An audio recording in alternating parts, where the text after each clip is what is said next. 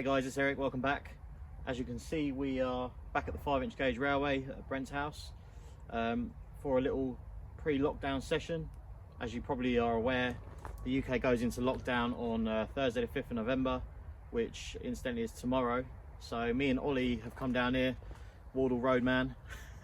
Thought we'd get a last minute session in. It also happens that I've just got my bogies back from James for the 20, which you can see behind. He has done a little bit of work on them. I had a few issues with my motors and the axles spinning, so I was losing a lot of adhesion and it was really struggling to pull any trains, so he's kindly done that for me. Also, you might notice that it is now red. I have been painting it. The plan is to go into London Transport Maroon with all the lining as 20227. Obviously it's not finished yet, as I'll show you in a second, but it's getting there, and it's nice to give it a last minute sort of run before the weather gets too bad and before we're stuck indoors for a month.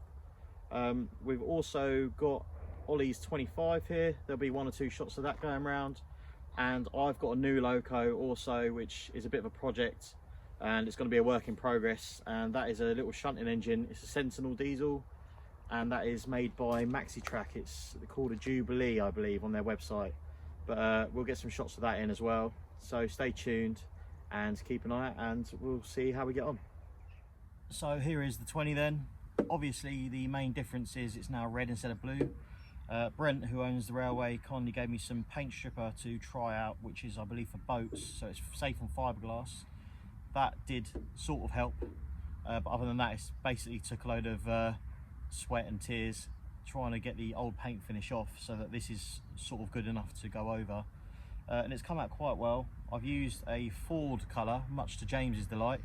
I can't remember the exact shade of red, but it is like a burgundy sort of shade, and it does sort of match the real loco fairly well in my opinion. Also the plan is to have the head code boxes lit up. Obviously you can see I've got the holes here for the marker lights, which were already there when the previous owner owned the locos. It did have a very shoddy wiring install, but yeah, I want to light the head code boxes up as well, and I want to put quite a funny little head code in there, which you'll see at a future date. Same again with the back end. Well, I suppose this is actually the front end in real life, but yeah, it looks a lot nicer. All I'm waiting for now is I need John from Precision Labels to do me the transfers. They're going to be quite costly because obviously the size of it, but obviously I have done a 20 before, but a double O gauge version in the same livery, so that should be handy because you can just scale them up. Other new changes, I've had the chassis powder coated. If I take the body off, you can probably tell the chassis is nice and shiny. It's gloss black now instead of the drab grey that it was before with the blue sides. The only disadvantage to this is it's taken the detail off the battery boxes when they've obviously dipped the chassis in whatever acid they use to get rid of the paint, or they burn it off or something like that. I can't remember what they said they do, but that's obviously taken the battery box detail, so that'll give me something else to do. Well, I have cut a hole in the roof for the fan. I'm going to use a computer fan. I've already got one with red fan blades, looks really good in there. I've taken it back out again. It was fitted previously, but I've removed it again for the fact that I need to paint on the inside where I've cut the chassis, the shell, sorry. So the fan obviously needed to be out of the way again, and I've got some epoxy by Gorilla, I think it is, which should seal the fan back on there, and then I'll go over the top of that with a little mesh. That should detail that up quite nicely. Onto the chassis itself, electronic wise, I've still got the original speed controller that I was using. I might upgrade it to an M-Tronics unit because it's just a bit more reliable this day and age. I've also moved it to one end, as you can see, and put the hand throttle plug in the buffer beam, because previously it was in the middle, so you had to feed the wire all the way through the underneath depending on what way round you wanted to run the loco, and it was just a nightmare. It didn't work. The other advantage of putting the speed controller at one end is I've got this space in the middle here, which I'm going to use for a smoke unit. Ollie has actually got one of the smoke units I'm going to use on his 25, but I think I'm going to go for the slightly taller version, so it's got more capacity. But yeah, basically it's just a lot of paint, and it's a lot tidier. Obviously the bogies are back I'm missing an axle box cover here. I have got it, I just need to glue it back on. But other than that, the bogies are spot on, and it's pulling, what have I got here? I've got 4 Blood and Custard Mark 1s and a little parcels coach on the end, and it's pulling them with ease. Obviously with me on it, and I'm not light. So much improved. But yeah, so I suppose enough of the talking. Let's get some shots of it going round the track.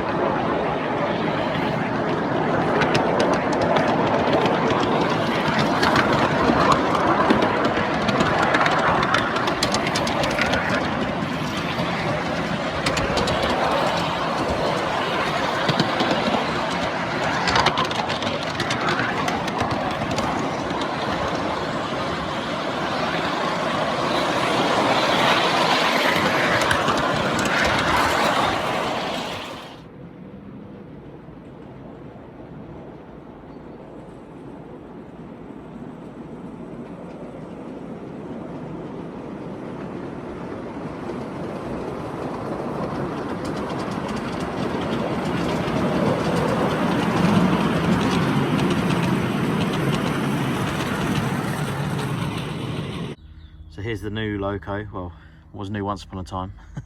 But, it's a Sentinel shunter, also known as a Jubilee. It's made by Maxi-Track.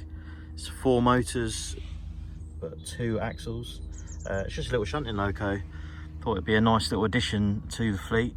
Obviously it needs a lot of work, as you can tell. So far, all I've done is I have had the chassis powder coated black because it was a bit of a mess before. So you can see it's really nice. It's a bit dusty at the minute, so ignore that. But the powder coats did a really nice job on it. So I've done the chassis black. The body I've left at the minute because I'm still deciding what colour to do. Most likely looking at doing BR blue with yellow wasp stripes on either end, which just so happens to be pretty much the same colour as James's car. So I think we're going to kill 2 birds with 1 stone there. Get some wrap cans for his car and also do the Sentinel at the same time. You can see the steps are currently missing from either side, and the side details for the axles and things like that, the springs and stuff. I do have these. I'd need to fit them, paint them up, as well as having the parts for the side here on either side of where the engine would go. So this is the first time it's actually ran. I saw it briefly work on a guy's bench. He just cobbled it together just to show me that the motors work. So this is the first time it's actually pulled anyone. It's a M-Tronics controller. It's the 12 volt version, so as they come, the battery is in the cab, I believe, or it's in the nose end. It's a little tiny battery, which I don't currently own, so I did charge up one of the second 20's batteries and have just obviously chucked that in the riding truck, as you can see. Yeah, other than the fact that it's very light and it spins its wheels up, it seems to work perfectly. It's managed to carry me around the railway a few times, just having a bit of fun really, giving it a good test run. I think now the thing to do is probably make a little container so that we can chuck some lead in it, melt it down to the right sort of shape, and then that'll give it some adhesion, and eventually I would like to make it remote control. So watch this space, but for now anyway, we'll just get some running shots of it. Just give it a little run around, taking the roof off because it's not currently attached. I just put it on for show.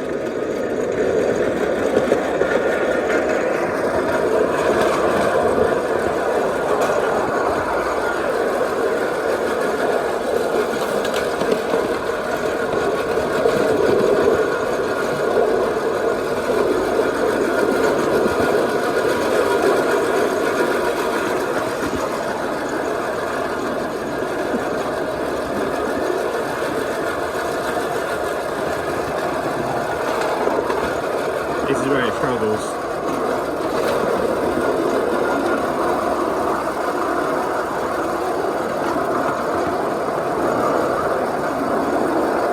Obviously being a shunter it would go quite slow in real life, but I'm having to keep the speed up so I make it up this incline, which obviously hasn't worked.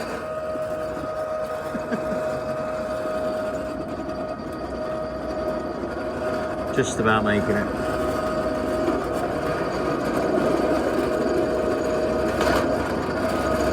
Sometime today would be nice. There we go, we're off.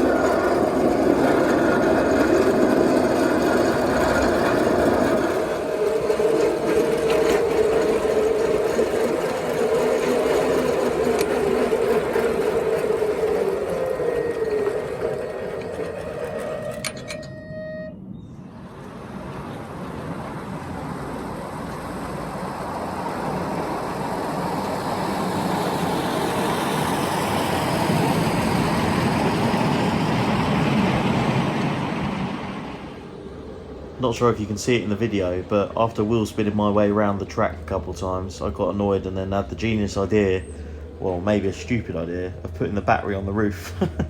And I'll tell you what, it made a massive difference. I definitely need to put some lead in this thing.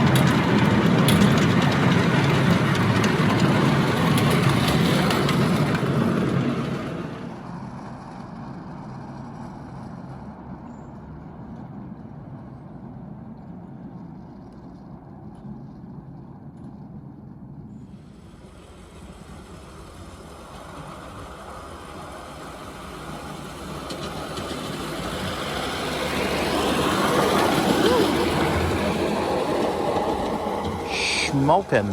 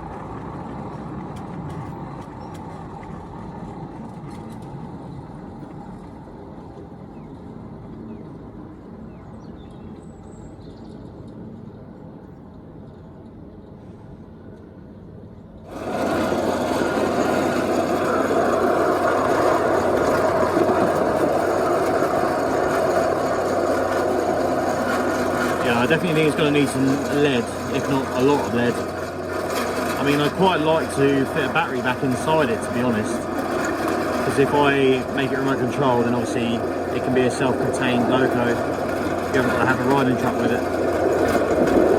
But so far, so good. Right then, as always everyone, I hope you enjoyed that little video. It's only a short one this time, but it's better than nothing. As always, thank you so much to Brent for letting us use his railway. Thanks again to James for sorting my bogies, and obviously Ollie for just being a prat. But yeah, we'll see you again soon after lockdown with the 5-inch gauge stuff, I'm sure. So keep your eyes peeled and please subscribe to the channel, like and share it. Thanks everyone.